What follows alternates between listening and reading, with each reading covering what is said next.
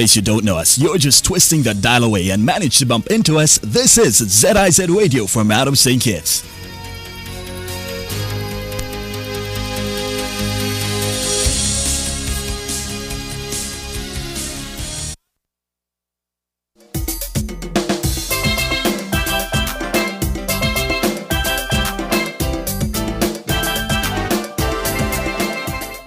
Good Monday morning to you. Welcome to another edition of Frank and Candid. I am Tony Nice. Glad to have you on board as per usual. Let's take a look at what's happening in the news. Out of Miami, 7 cruise line brands from Candid Corporation, the world's largest cruise company, have announced plans to resume guest cruise operations this summer, sailing from global ports in Europe and the Caribbean.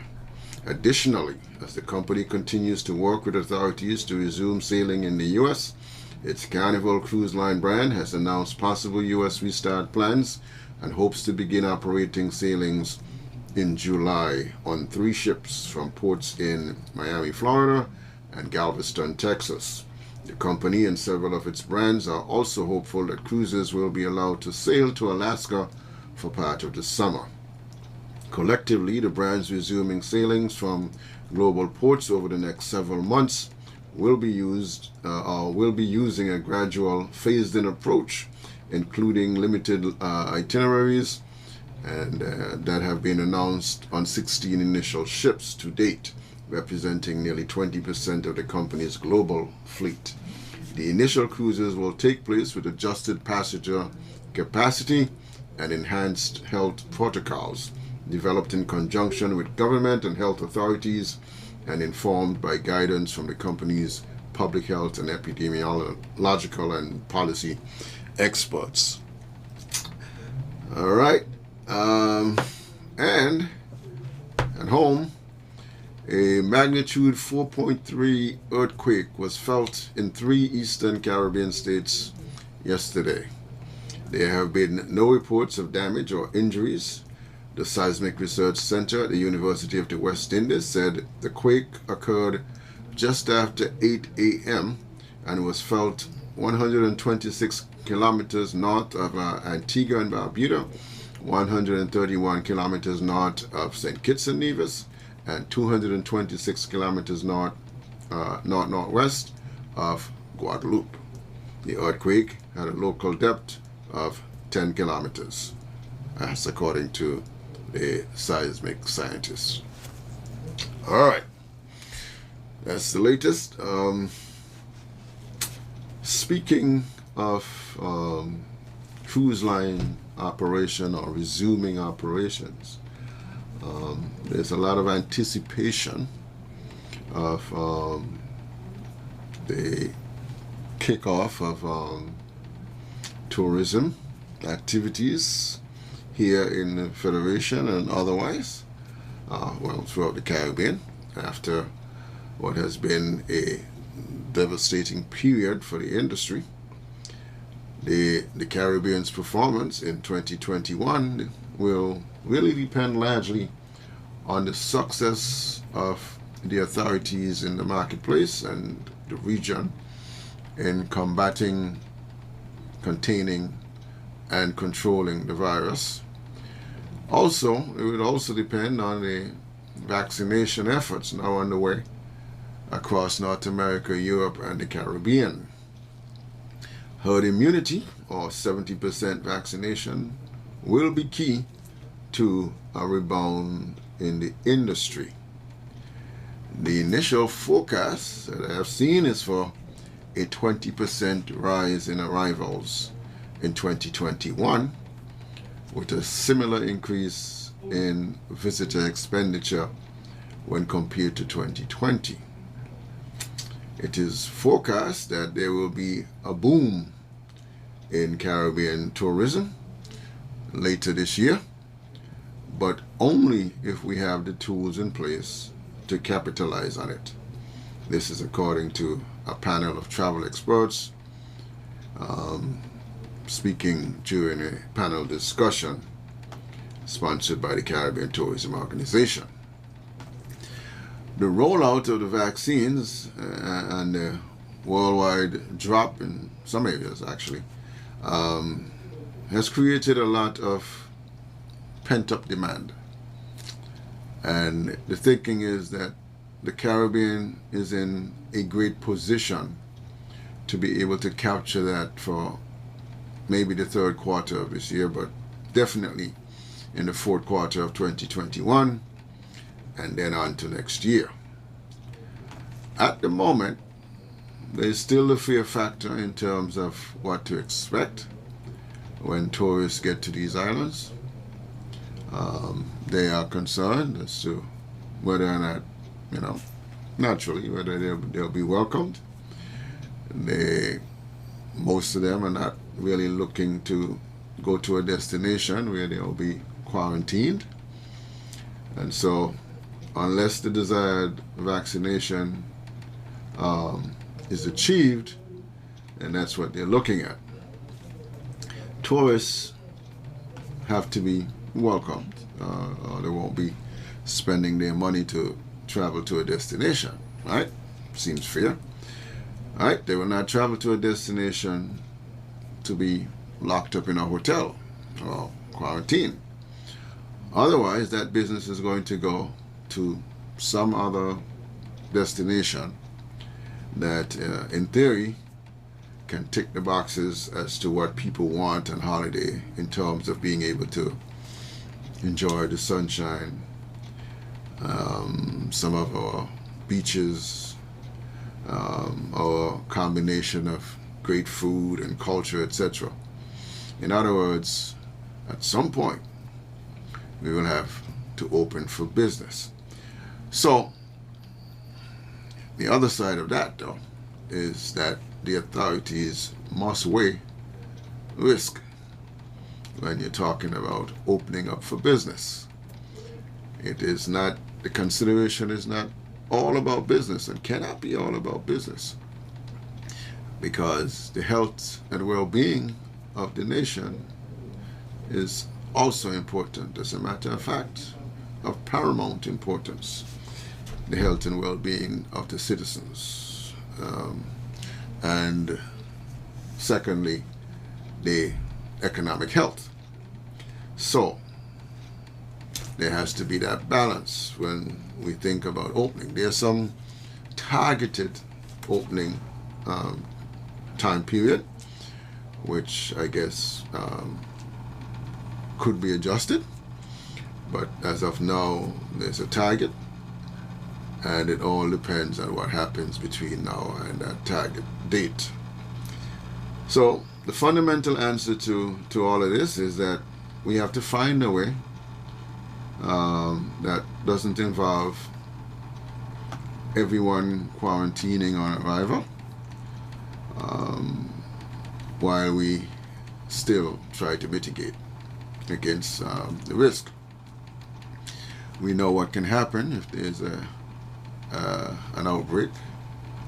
We saw what happened to Anguilla. Anguilla was in a better place than we were in St. Kitts in terms of the numbers at one time, and then suffered an outbreak, and then basically reversed all the gains they had. So all of this could involve things like the much discussed vaccine passports or vaccine proof, whatever you want to call it, to show that people are fully vaccinated. So far, that is not something that anybody here in the Caribbean, any of the governments here in the Caribbean, is really talking about. But it's kind of inevitable that there will have to be some proof of vaccination at some point if this thing is to work. The cruise lines, for example, are refusing to go to destinations that have not been vaccinated, at least at the herd immunity level or the 70% level.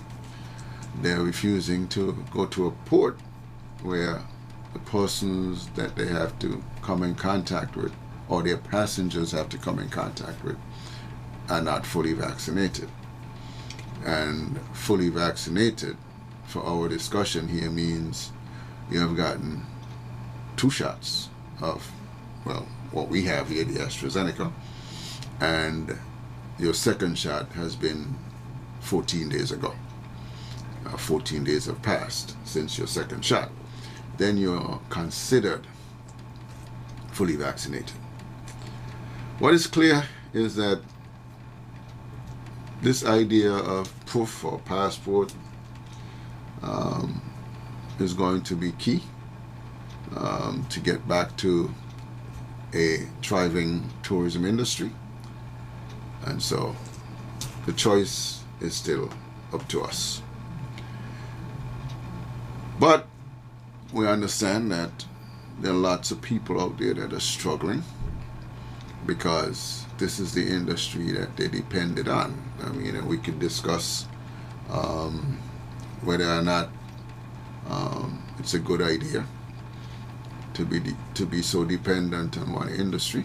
That's a whole discussion that we have had before and could continue to have. But the reality is that a lot of the people in this country have depended on that industry, whether directly or indirectly, to take care of their family, themselves and their family. And so it behooves many of those people to make a decision after weighing all the facts, weighing all the risk, to make a decision as to what they're going to do. Choice is still yours. All right, 465-2555 is the local number. 718-577-2916 is the North American number if you want to make a contribution to that discussion.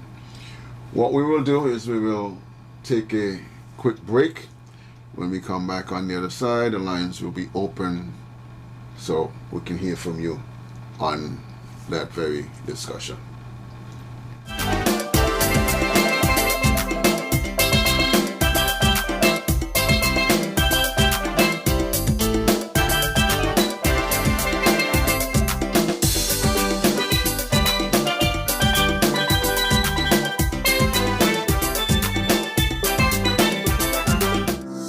This month, make it all about her. Shop today and save up to $400 off select smart TVs, like the 58-inch Samsung Ultra HD 4K TV, now just $4,199. Save $200 off the LG 50-inch Ultra HD Smart TV, now just $2,199. Or get the MasterTech 32-inch LED Smart TV. It's now just $1,099. Shop in store and online at shopcourts.com for these and other great savings. So, make it all about her with a smart TV from Quartz. Quartz, bringing value home. Celebrating 40 years of vast economic and human resource development, the DBSKN invites you to BizFest. It's our annual business fair. Come celebrate entrepreneurship with the Federation's most important financial institution on Friday, May 28 from 12 p.m. to 4 p.m. at Bastyr Independence Square in St. Kitts, and 9 a.m. to 3 p.m. Chapel Street, Charlestown, Nevis. That's at the Nevis branch. To find out how your business can be a part of this celebration free of cost, call 465-2288, extension 1322 for the St. Kitts branch, and 469-5416 for the Nevis branch. It's a BizFest fair in the Independence Square, a celebration of economic development in our federation.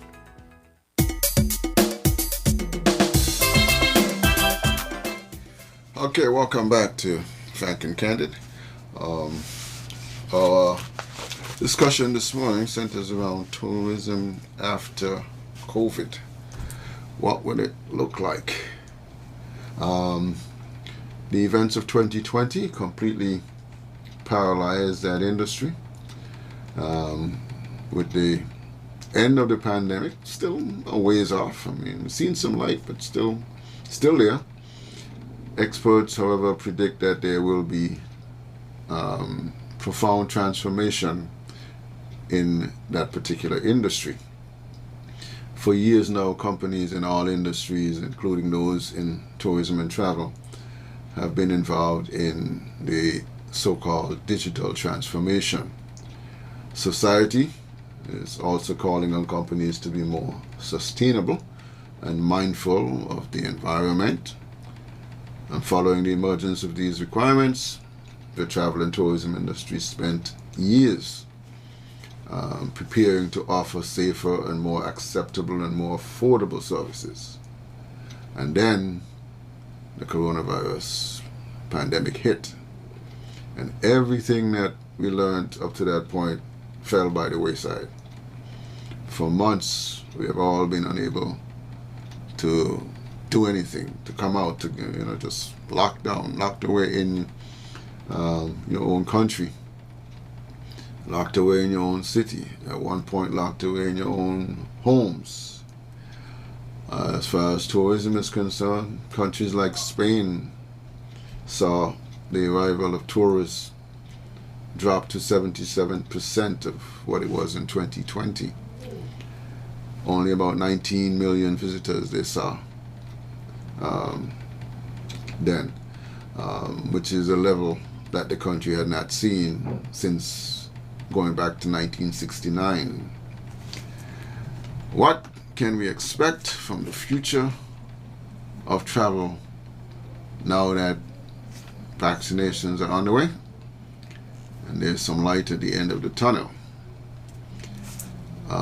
Back in October of 2020, National Geographic stated that the travel and tourism industry had lost some 8 trillion, that's trillion with a T, dollars due to the pandemic. Accordingly, the magazine proposed a series of momentous changes for the industry's future, all from the traveler's perspective. They talk about the modern tourist environment, because the modern tourist will become environmentally conscious, or more so, and so put sustainability above all else.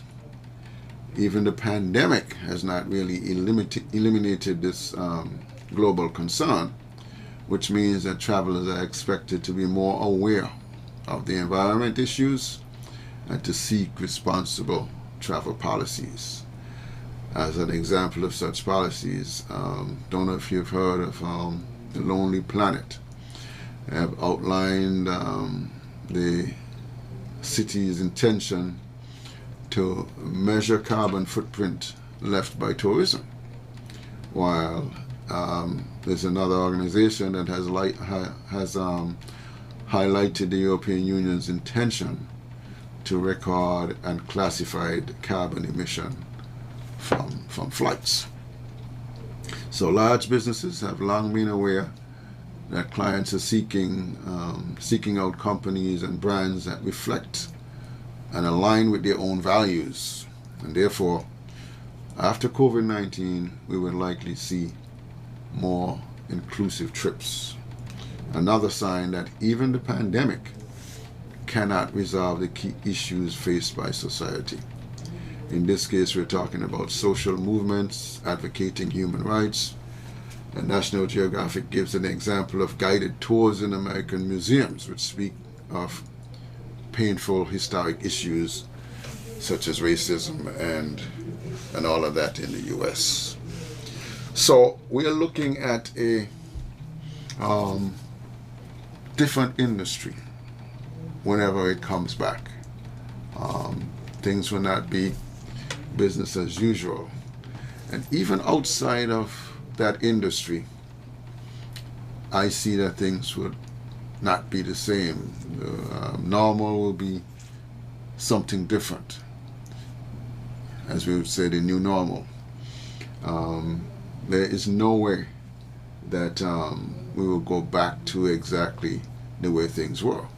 And it's not all bad, because there are some things that we're going to change, which could be actually good for our society. So, in a way, out of everything there is some good. Put another way, my grandmother used to say, everything is a blessing. So, we will see. All right, it's your time. 465-2555 and 718-577-2916. Let's go to the phones. Good morning. Welcome to Frank and Candid. Good morning, caller. You're live. Greetings in the name of our great African ancestors, especially the most honorable Marcus Messiah Garvey and Queen and Zing. Blessed by my beloved African brother. How are you and the family? How was the weekend? We're doing well. Great weekend. What about you? All right. I'm good, man, and the clan is good. No, my beloved brother. It is COVID thing and injectable and vaccine. Beloved, you must have learned. When I say we, people of St. Kitts Nevis, a lot from COVID, beloved brother. And this administration and our people should never make the mistake again and put all the foods in one basket, beloved. Mm-hmm. I'm not against tourism. While it's not substitute tourism, I'm not against tourism. Substitute tourism, I'm totally against that, beloved. So, beloved, that pump more money, millions into agriculture, into the blue economy. And that's the ocean. I mean, I'm a vegan, but, you know what I mean? I am not everybody, and everybody is not me. And livestock farming too, beloved. Pump more money in there. Agro-processing, technology and the sciences. But we got a lot of fruits. Sure, they don't start, mango don't season, maybe not fully. But the amount of mangoes to be wasting. We could take those mangoes, make mango juice, beloved. Dehydrate them, mango chips, blend them with some other foods, beloved. We have breadfruit, we can make breadfruit chips, breadfruit flour, but a whole lot of things we can make, dear beloved. We ain't got to import all these things. Let the money stay there and it circulate among our people. Beloved, a lot of things. For example, the crime and what used to be, beloved. I mean, we have three so far, 4 for the year. That's too many. But it is what it is, beloved. I hope no more for the next 25 years counting, beloved. No more whatsoever. But, beloved, I think last 2021 national security budget was about $89 million, right? Something like that. Yes, okay. But why not take at least 20 million from them? I'm not saying let only God when it comes to national security. So people hear me and hear me well. I mean, I don't apologize to nobody for anything that I say. That's not me. About people who say, dumb things that I don't say. Beloved, take some 20 million from that. Pop it into agriculture. Beloved, the crime is not like 7 years ago. Come on, Mr. Prime Minister and the Cabinet. And wherever else you can, we got to make sure we take care of our people, not those at the top. Stop giving all this concession to these multi-million-dollar corporations. Give it to the poor sisters and brothers. Let them uplift themselves in whatsoever businesses. Let them come entrepreneurs, beloved. There's a lot of things we can do. I don't know where some of these advisors, they're getting ton load of money and they ain't doing anything whatsoever. I mean, not watch nobody. How much money, but work for your money, man. Tax people of St. Kitts Nevis pay your money. You must work for your money and let things run. Now go out and get all kind of people from overseas, pay them hundreds of thousands of dollars when they got people in St. Kitts Nevis who can do it. further fields, you know what I mean? Who are born there and their children and grandchildren. Why not those people, man? Come on. Mr. Prime Minister, it's time you and your cabinet to wake up and the people demand, my sisters and brothers, regardless of what side of the fence you're on, talk the truth and demand. You can't vote for politicians and let them do what they want. No, they don't work for themselves. They work for the people who voted for them, the people of St. Kitts Nevis. And you almost always remind them of that. Don't let them do what the hell they want to do. No way. Okay. So, brother, continue to listen. Keep up the great work.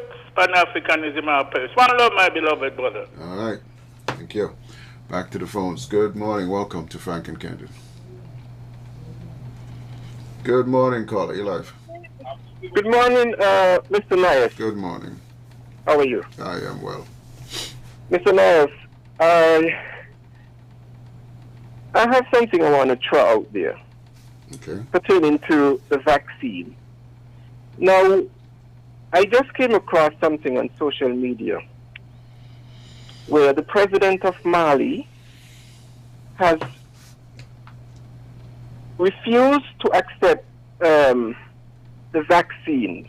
It's appeared that these vaccines that they're sending to Mali, they are expired. Now, the president of Mali said he's not accepting any expired vaccine for his people. And it's appeared that the WHO has commented and said that even if the vaccine expires 1 or 2 months, it's still safe to use. You know, there's an agenda here, and we know who this agenda is targeted to. Also, I want to throw out there, Mr. Nyas, that there's a France-Africa summit that's being called by the president of France, Emmanuel Macron. Now, I don't know if all the African leaders are going to attend this summit, but I'll tell you who are invited: the G7, the G20, and the IMF, and other financial institutes. They are claiming to be offering support to the African nation, financial support to the African nation for the coronavirus. What is striking for me is that the WHO is not invited, or not even one member from that organization being invited. You know, we as a people need to wake up. I've been putting out there on social media, on my own platform, that African leaders need to start to make deal on the grounds on the continent of Africa. Our late president, John Magufuli, left a model where he'd never gone to Europe or the West.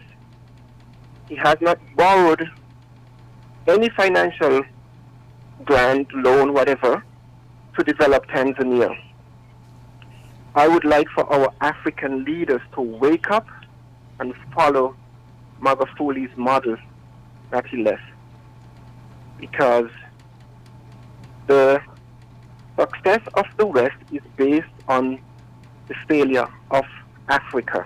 And we know why that design was implemented.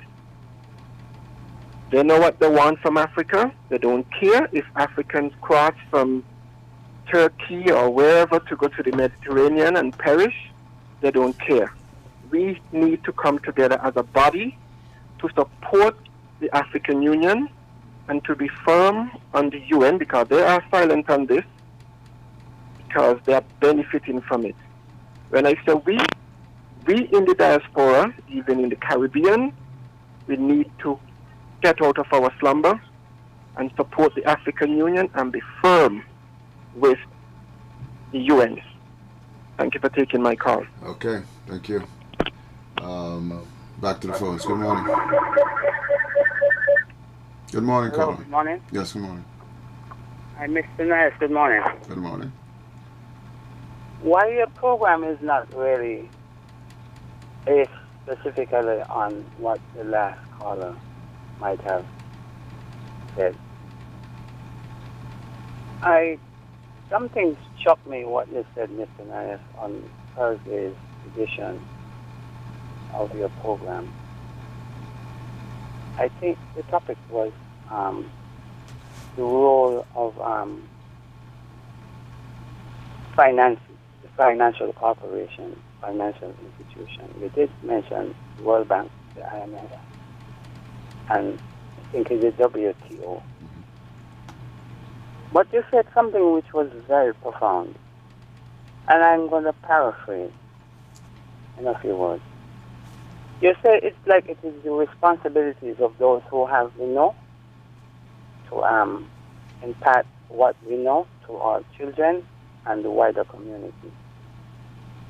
I agree with you, Mr. Nayas, because the time has come. Now, we just said something here about what your granny would have told you.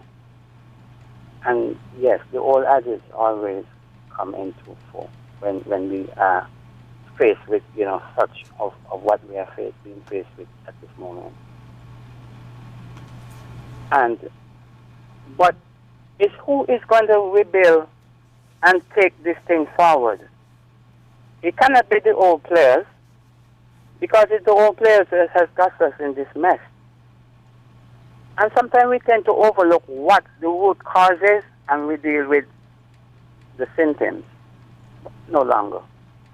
I like to go down to root. It's like having a guab, or somebody we call a sore, that has been festering for months, and you're taking a little Band-Aid and you're putting it on it. No, sir. The older folks would have said, take this lime or this lemon or the sour range and cut it into and rub it in order to really get to the cause, the root cause of it. And in a few days, one will see results. So we cannot rely on those who have made this thing gone wrong to rebuild anything. It is us. We are going to rebuild, and we're not going to ask for no permission to rebuild. We are going to demand it and assume our responsibilities as leaders in this new scheme of things. Now, with the COVID and the vaccine, I am told, according to what they are saying with their interviews, it is only 40 or 45% of the United States has been vaccinated. Yet they are opening up their economies. But the onus is on us down here to reach a target of 70%. Why are they opening up their economies if they are not quite sure what their target was? But if it's going to be a double standard, whereas we're going to have to reach 70% and they could reach 45 or 50% for them to be opening up their economies, something is amiss.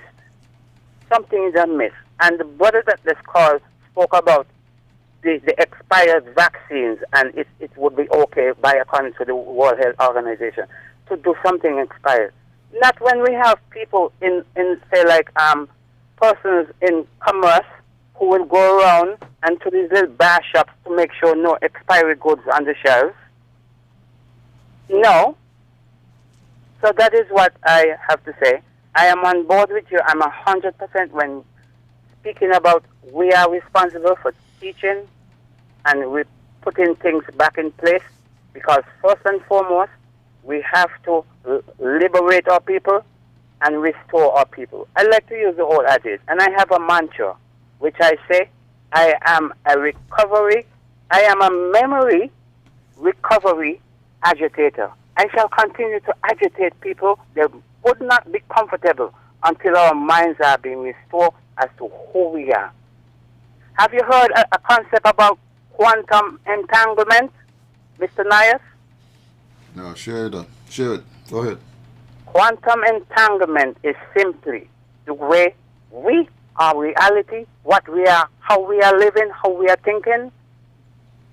We are thinking from a certain section of our brain, which is called the reptilian or the lizard brain, which is not the original brain.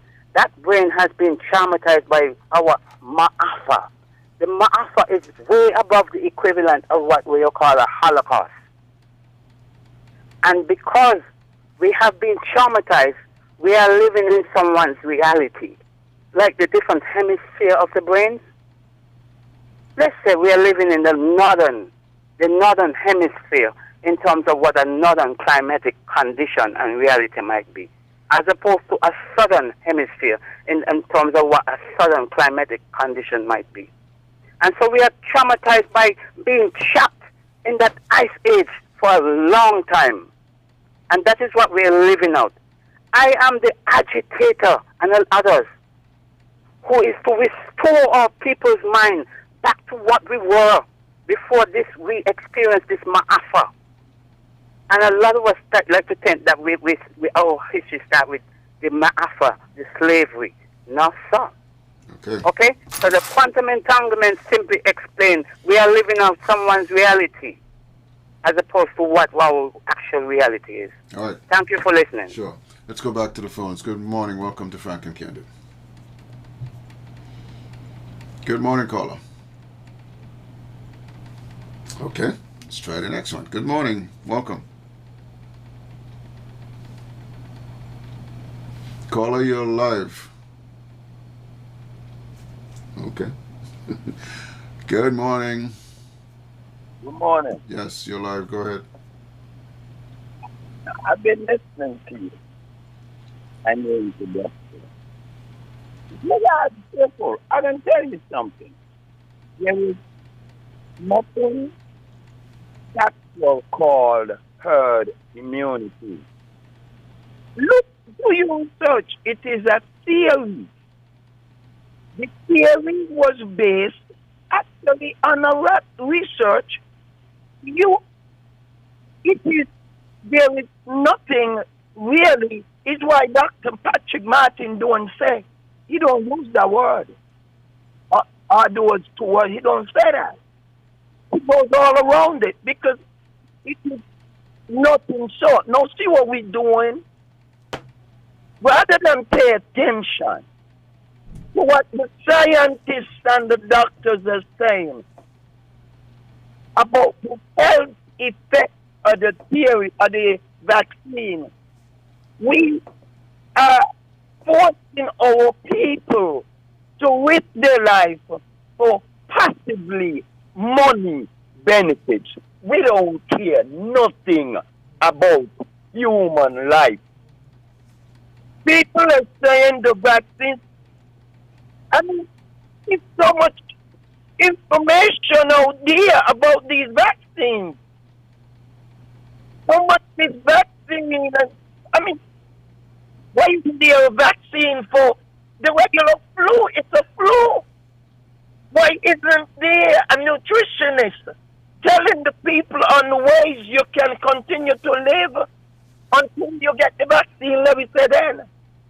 We are telling our people it is prudent to risk your life on the hope that the cruise ship gonna come. See what we did? We bust the CARICOM bubble. We refuse to sit and work out a plan where we can trade among our brothers, open our borders among ourselves. We are telling our people that a ship is going to bring the tourists who is the white people from America and England. After, actually, a lot of us have died. The evidence is there. Why don't we invest the tourist money in agriculture? Why don't we seriously develop something that is sustainable? Why don't we look at that? Why are we saying that our only hope is to risk our lives on the hope a boat will come? The world ended November 2019. It came to a full stop March 2020. The administration now is like the volcano, alive but inactive. They're dormant. People need to come up to this time. Don't kill us for money. You're telling us we must die for money. We done dead. It is the reality. You are putting our health versus $1. There is no dollar price for human life. And a part of the conspiracy, why is it that the media choose to ignore all the information out there and tell us that it is good to take a vaccine that has not been to the test of time, because it is only time would tell you it is safe. But brother, if the 30 people see it, I stand for us. We are selling ourselves. We are selling our souls. Forget taxi and tourists ain't gonna happen again. This is a new beginning. It's a one. The pretend them sleeping. All right. Let's go. Thank you. Let's go back to the phones. Good morning. Welcome to Frank and Candid. Good morning, Brother Tony. Good morning. I am here listening. Now, Brother Tony, well, nothing wrong with talking about different parts of the world, because all of us born together when it comes to business and development and whatsoever. And, well, we don't do much with the African brothers and sisters back in Africa. Like, do no business with them or trade with them or whatsoever. I don't know the reason why. But for years we trade with America, Europe, and all those different countries, up to when we had the sugar industry, is Europe used to take our sugar. And certain things used to come from Canada and all those different countries. I have no problem with that. But we got to keep focus on our country. Because there's a lot of people out there trying to destroy their country, their own country, think it needs. Because of their own political affiliation or political greediness or political gainance or political what they get. So we got to keep focus. Now the last caller there, nothing wrong with his making his comment about this and about that. But Tony, I believe that think it should not be in the situation in a tourism crisis, and we have to depend on tourism. When we had a sugar industry close, and our land was there to give out to the farmers them, especially some sugar workers and farmers like me, who was there farming, planting sweet potatoes, planting nuts, planting corn, sweet corn, and all those things. We had plow, we had tractors, we had these things. You never hear that last caller calling and talk about that. And he's a big farmer too. And the sugar industry closed. And you never hear him talk about no tractors and nothing at all. None of them talk about these tractors that we had. That these could have gone to the ordinary farmers. You know what me and a guy got to do? You know what a guy got to do? He bring in one tractor. He bring in one plow. And that is where I be right now. Because as long as you want something, you got to work towards what you want. Tony, I believe that if the farmer government that would do the things for the people of this country with our land and distribute the land to the people. Not sell them the land. The land them will always lease them the land. Let them pay something a month time. Man, we'll never think about corona. We'll never think about open up the country, nobody come in. Because we're going to feed ourselves and we're going to send food out there to other country. Tony, you have a wonderful day. May God bless and keep you. I'll come back and get back something. Okay. All right. Thank you for your input there. Just on that story from one of the callers before in Malawi, they're planning to destroy some 16,000 doses of AstraZeneca because they were, the shots were not administered before April 13th, which was the expiry date on the packaging. South Sudan also has 59,000 doses they are going to destroy for the same reason, expiration date. Let's go back to the phones. Good morning, welcome. Hello? Good morning. Yeah, good morning, Mr. Niles. Hey. Yeah. You have these people coming on different cars shows, and talking about new lot and people trying to sting us with some vaccine and all kinds of things. If these people, the same people who making medication, the other types of medication, are they making the vaccine? If they wanted to do something, they would have done try it in the other medication that we taking. Fensic and all the other medication and all the other stuff. The same company that making it. Can't understand if people coming on and radio with this nonsense. If you don't want to take the vaccine, don't take it. You don't come out with a crap to people like you have to do to stupid people, and they want to use this white and black thing to make your point and try to make people believe, well, or white people are the one thing. Black people are the black people is the and stupid is white people are the ones. We people talk about the tourism. Tourism is a wide world thing. Every country in the world depends on tourism. So it's just that some of these other big countries, they got other things that they use, to diversify their economy and their country and stuff like that. More than we down here. But the main thing down here is tourism. America's biggest importing is tourism too. Canada's biggest thing is tourism. England, all of them, Germany, all of them is tourism. Tourism too, but yes, they got different things that they use to help the economy, to balance the economy, which we don't have as much down here. And what we have down here, what else down here we could do on such a big scale that we could be done with tourism? You tell me. The other thing, we had the sugar, and this is what is to happen. We don't the same sugar to go to tourism. What else can St. 68 square mile of St. Kitts do that we could done with tourism and they just deal with that and they maintain the country? Tell me. That is what they need to tell us. Stop coming with the talk of be depending on tourism and all kind of stuff.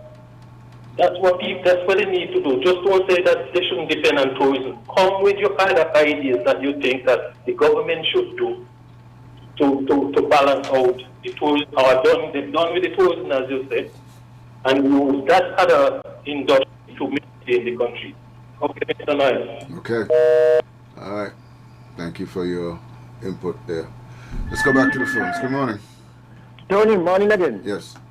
Now, Tony, I got a concern.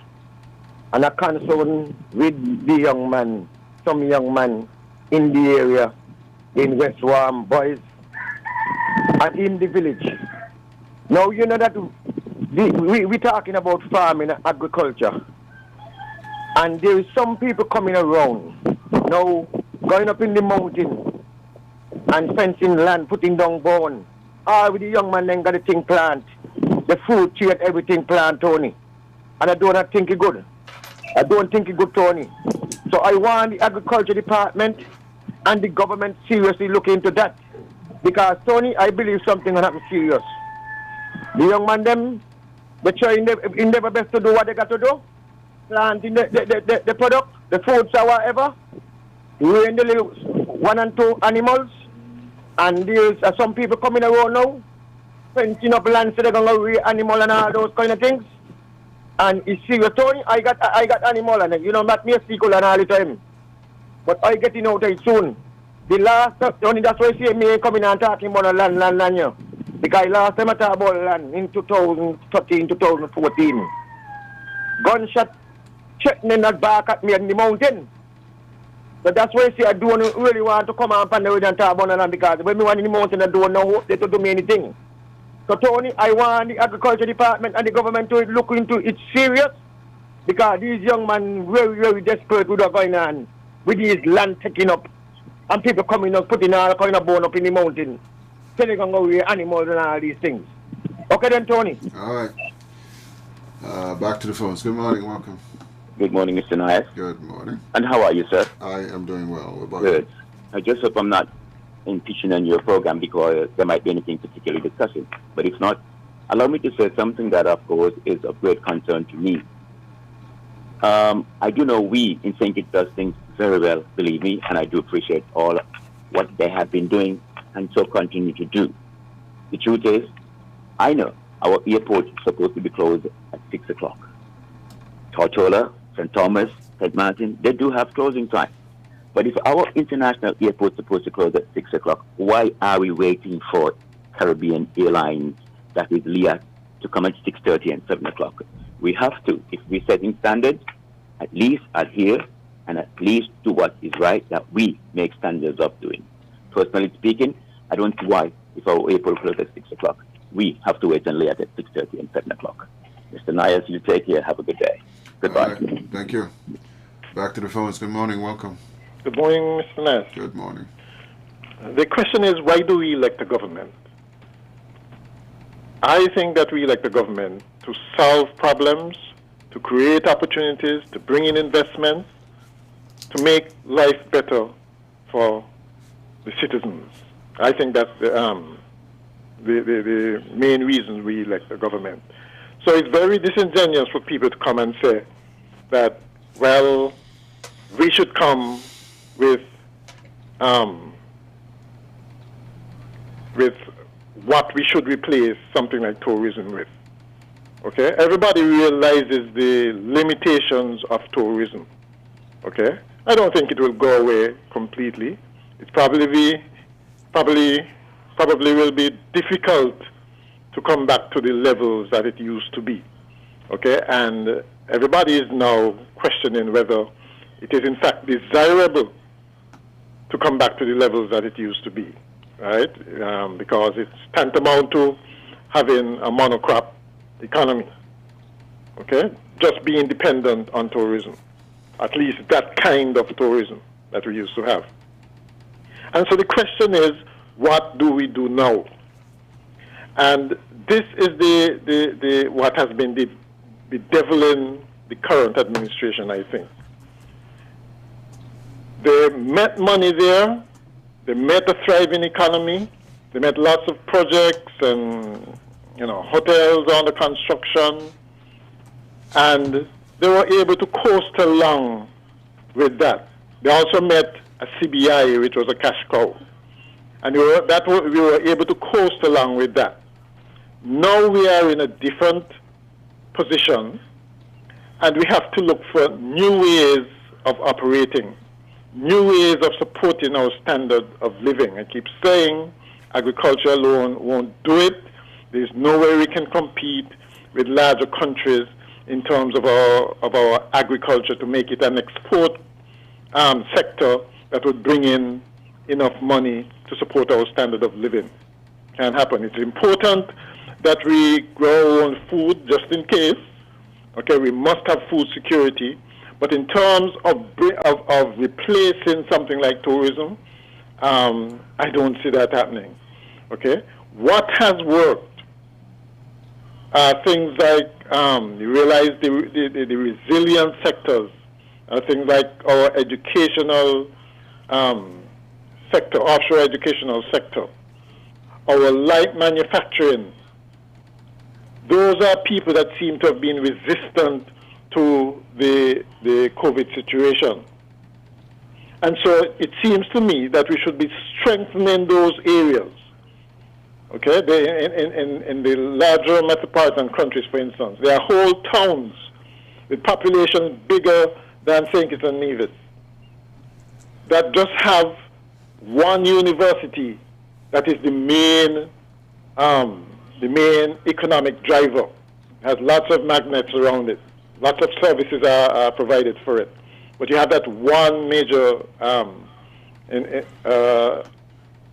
we'll call it industry if you wish, but it's just a university town, that have like 10, 15,000 students. And that works. And so we can do the same thing in things like medical tourism as well.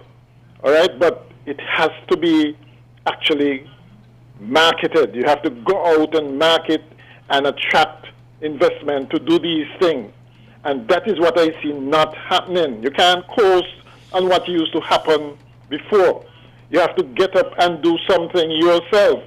Come up with ideas. If you're in government and you can't come up with fresh ideas, what's the point being there, right? You know, that's what we elect you for. Otherwise, you could have gone to any to the corner of the street and pick the neighborhood drunk to represent us, right? We pick you because we think that you have good ideas, good plans, and you have the capacity, the competence to execute these plans. And if that is not happening, you have no right there. Okay? And that is my point. Right? Don't come to us and say, well, tell us what to do. No, it's your job. That is what you came to us and said, I can do the job. Well, if you can't do it, step aside and let somebody else do it. Simple. Okay. Talk to them. All right. All right. Okay. We will discuss some of that at some point as to why governments are elected, why some lose and some win. Let's go back to the phones. Good morning. Welcome. Tony. Yes, sir. Let me tell you something, right? If you manage an estate for 20 years and you destroy that estate, bankrupt that estate, do the estate kind of thing under your managementship, do you take 6 years, 5 years to fix it back? You must take some time to fix it back and get it done. I do know some people problem. How you think things are doing? Look at the old world-based situation where we had for so much years, decades. No government getting a could up in a plan for old world-based. Everybody was saying kind of things.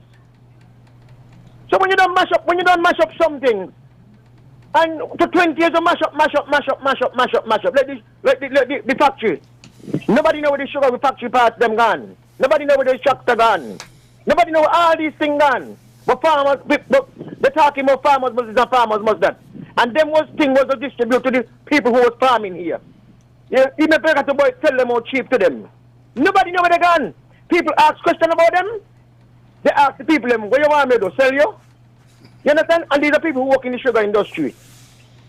So nobody could come with the technicality and think they could work for the people of this country. We know the situation. Look at the situation right now with the COVID. If the COVID never come in, the government will apply a next double salary back to back again. We'll get. You understand? And people are happy in the country. The government is doing well. The Prime Minister is trying in their best. So you fair that them can prevent nobody from where you want to, with your ignorance. I come and talk about every day about things. About fix back. By the time we fix back, I wouldn't know a whole house cost what, and I'm yours when you repair all house, right? It costs me anything on go bill on your one. Tony, you have a wonderful day again, brother. God bless. Susie, good morning. Okay. I think we could take a final call. Go ahead. You're live. Mr. Nayas, I read the time going on. Yes. Mr. Politics, he make one or two good points. The caller before, I mean, why do I always believe that this administration made the economy so well and things were so striving, but yet there was an administration that couldn't face a no-confident motion. Remember the same administration that he's trying to make believe so much. The deputy prime minister at the time said the country was going down a dark road. So what they'll be telling people, and not only that, if certain preparation had put into the country, we would have been in much better condition on top of what's going on now. So what will we be telling people some of the times, man? We must talk the truth as it is concerning the country and the economy. It's the same country. Good day, Mr. Nayas. All right. And with that bit of truth, we're going to end today's edition of Frank and Candid. My name is Tony Nass, and we'll be back tomorrow, if it is to be, with more discussions, more topics, right here on Frank and Candid. Have a great day.